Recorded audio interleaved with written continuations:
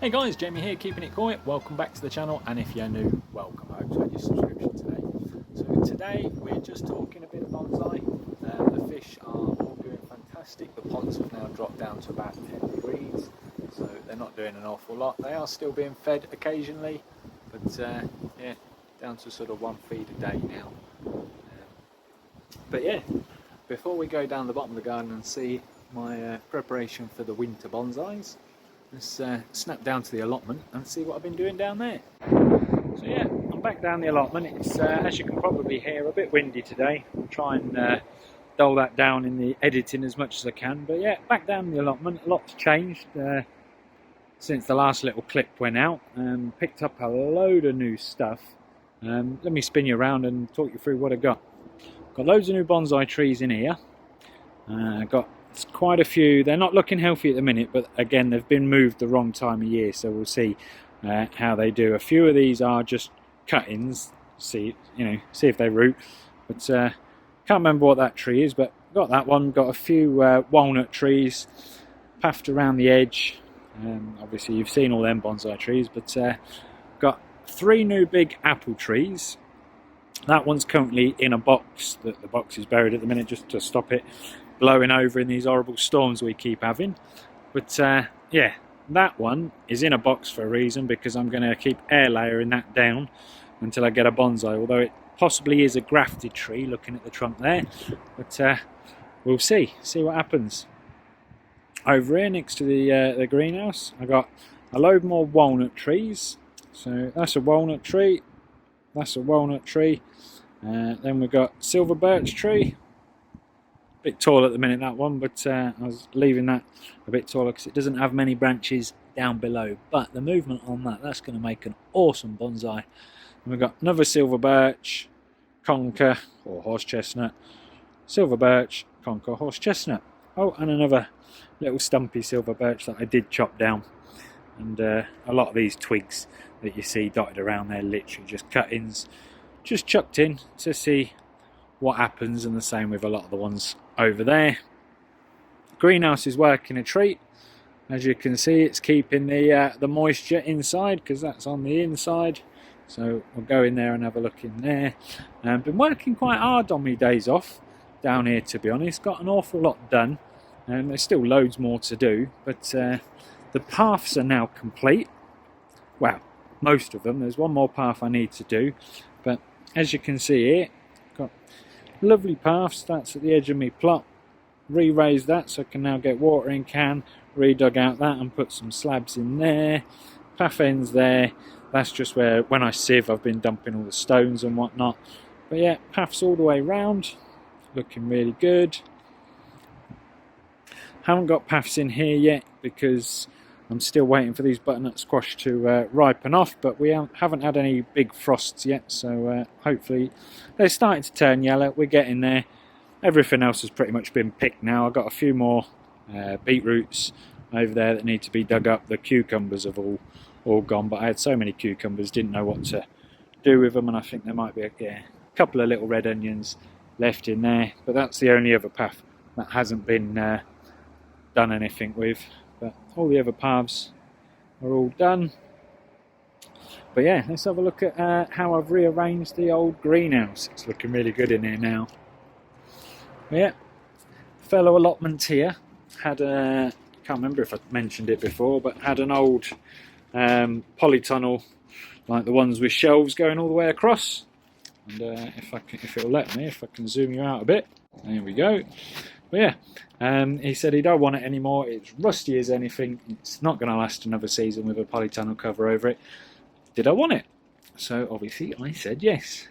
And I'm not using the cover. The cover, you can probably see out the window there, is down there. It's all ripped to shreds anyway, to be honest. And the roof is, if I look out the window, look, the roof is over there on the pumpkin patch.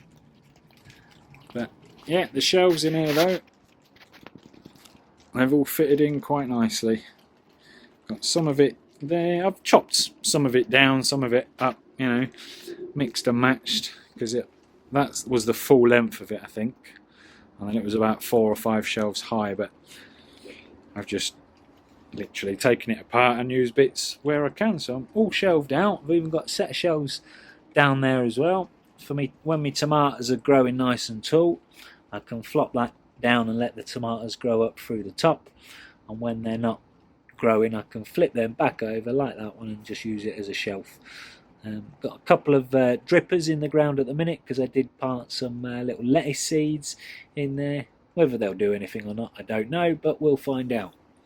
My water butt is now cut in here because the sun is always over on that side, as you can see, glaring in through the window, and the plan was initially to put it either in that corner or this corner. Well, that's going to help block the sun, so I didn't want that, so I've literally just cut a little hole out here, stuck it in there. The tap is high enough to get me watering can underneath, and got my overflow in there. It's actually a pond fitting. That was one of the things I picked up from JKI.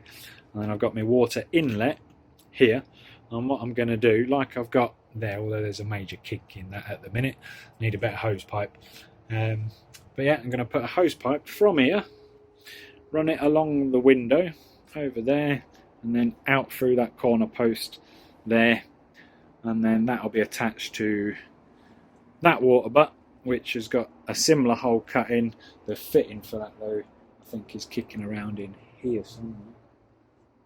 I've got a fitting for that, but yeah, so it's looking really good in here. Got a few bonsais in here already. I don't know if I've shown you them, but bought me orange tree and my lemon tree from home, dug them out of their big planters and put them in just giant pots, and we'll see how they survive in here for the winter, because they never do well in my garden for the winter.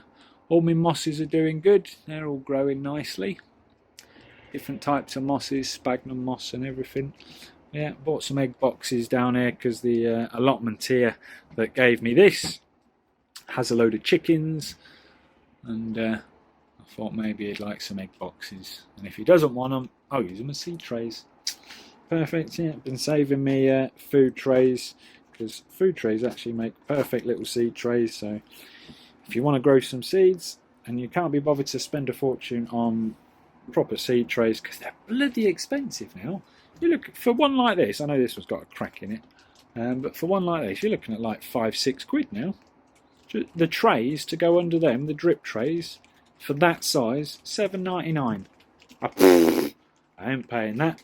So yeah, a few things growing over there. What I have done though here, what I have done is just been on the old Facebook marketplace again, and I just picked all them up. Loads of trays. Still ain't got any drip trays, but yeah, some nice deep troughs, these black ones at the bottom, so they'll fill up the rest of my shelves absolutely lovely. It came as a job lot. I've got an old, really old watering can in here. There's my hose for it, but, and some bloody big pots, which will be ideal for me bigger bonsais once they've finished growing in the grow plot. Because the plan is to grow them up nice and tall in there, so it thickens out the trunk. Then dig them out of there, put them in a really big plant pot like the ones over there, while I then start chopping and shaping them and making them to start look like bonsais.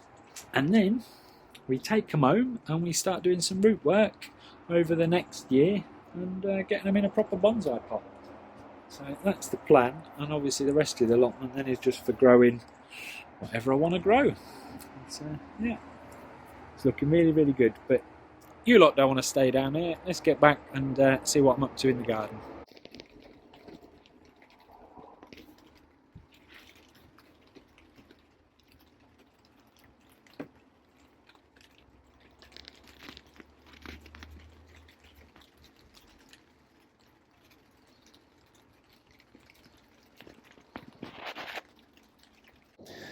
So yeah, that's the allotment. It's certainly getting there. Almost finished the sort of the building and side of things. Anyway, greenhouse is looking absolutely fantastic. Got a few cuttings in there now.